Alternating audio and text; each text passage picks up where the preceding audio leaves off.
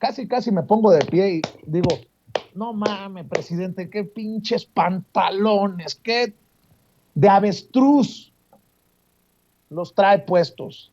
Entendió el que entendió. Vea y escuche lo que dijo el presidente. Pues ayer ya veíamos esta extradición del exgobernador de Chihuahua, César Duarte, pero hay otro gobernador que también ha sido señalado de peculado. Nosotros tuvimos acceso a los expedientes de García Cabeza de Vaca, el gobernador de Tamaulipas, no solo el expediente judicial en México, sino también el de Estados Unidos. Se da cuenta de, por ejemplo, 17 reportes del FinCEN, esta institución estadounidense encargada de revisar las operaciones relevantes o sospechosas, y en estas pues se da cuenta de toda una red de inmuebles y también de empresas que habría constituido este gobernador de Tamaulipas, así como su familia. Se menciona incluso a su madre, su esposa, sus dos hermanos en una red de presunto lavado de dinero. Incluso se señala en ambos expedientes que este tendría relación con el cártel de Sinaloa, pero también con grupos criminales de la delincuencia transnacional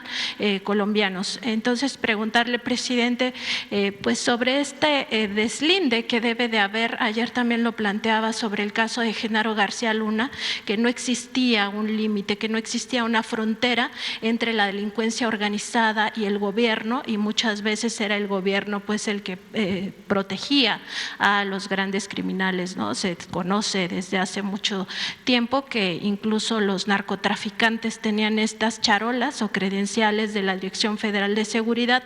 Entonces, preguntarle, presidente, ¿qué se puede hacer en México para que ya no exista esta colusión entre gobernantes, en este caso gobernadores estatales, y el crimen organizado, y que poco a poco se vaya limpiando pues de esta, digamos, este lastre que llevamos por tantos años? Pues ya se ha ido avanzando y va a continuarse con eso. No puedo comentar nada con relación a los gobernadores porque estamos en víspera de las elecciones y no debo hacer ningún comentario. Sí quiero, porque esto es otra cosa, responder a un señalamiento que están usando nuestros adversarios con mucha frecuencia, sobre todo en estos días, también por las elecciones, queriendo confundir, engañar, de que nosotros, yo tengo vinculación con el narcotráfico o con grupos de narcotraficantes. Vamos por partes. Es realmente muy corriente, muy vulgar todo esto. Lo lamento porque, por ejemplo, el licenciado Muñoz Ledo me conoce muy bien y se atreve a sostener de que el gobierno tiene vínculos con el narcotráfico. Es un juicio sin fundamento, temerario. El señor Labastida, lo mismo, pero además sin ninguna prueba. Y en el caso de Labastida habría que recordar que él fue beneficiario directo del Pemex Gate, de este fraude contra petróleos mexicanos. Sí. Y yo creo que es un asunto de nostalgia y, con todo respeto, pues de la edad. Por eso yo no puedo seguir una vez que se concluya mi periodo, porque lo peor que puede pasar en política es que haga uno el ridículo. Y si uno tiene demasiado apego al poder o se encariña con el poder,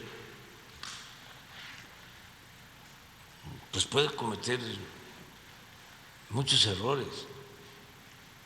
Ya se tiene un ciclo y estarse en paz. Pero en efecto, como tú lo mencionas, ¿con qué autoridad moral? El señor Labastida, me consta, porque me quería convencer de que yo aprobara el FOAPROA, cuando él era secretario de Gobernación de Ernesto Zedillo. Me invitó a cenar como 2 o 3 veces a su casa y siempre pues la respuesta fue la misma. Y emprendí una gira por todo el país y recuerdo que él me advirtió de que corría yo peligro.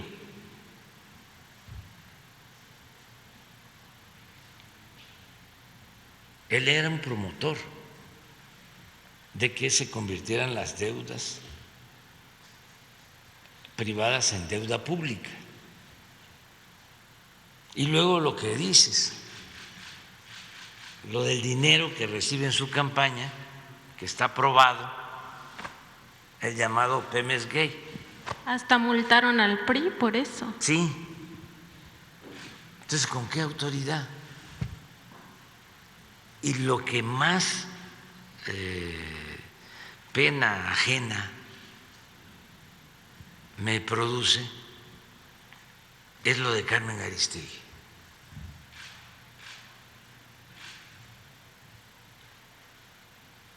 La verdad, que también me conoce.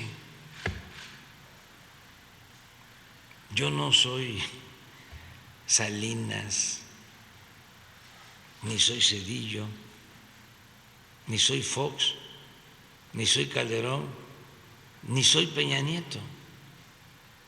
Ahora, imagínense el argumento de que yo hice acuerdo con Peña Nieto, que por eso gané.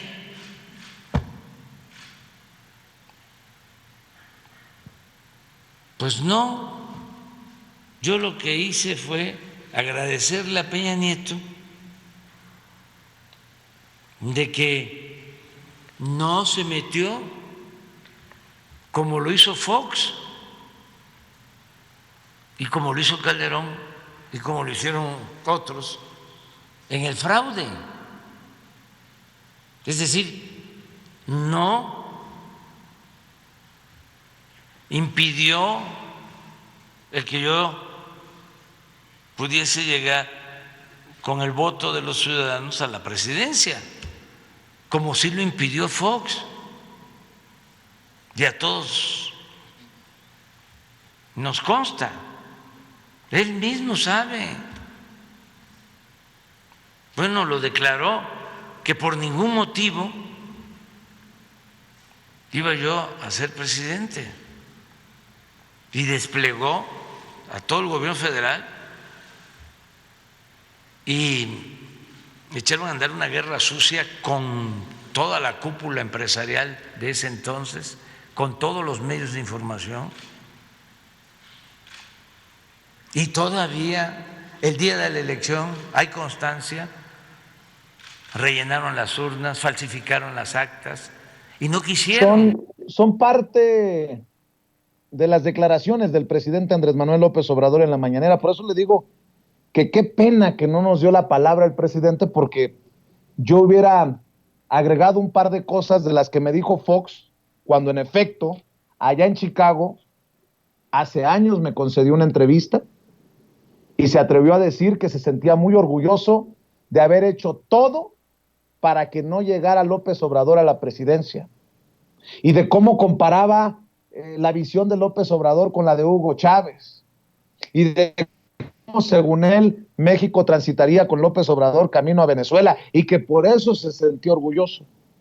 Sí, seguramente ya le he contado aquí en este espacio libre como el viento que fue a su servidor, a quien le confesó o le presumió en su momento el lengua larga de Fox las tropelías, las irregularidades, los delitos cometidos, los abusos cometidos desde el poder. Pero vaya respuesta del presidente Andrés Manuel López Obrador a Porfirio Muñoz Ledo, a Francisco Labastida Ochoa y a Carmen Aristegui. Y saludo con esto para que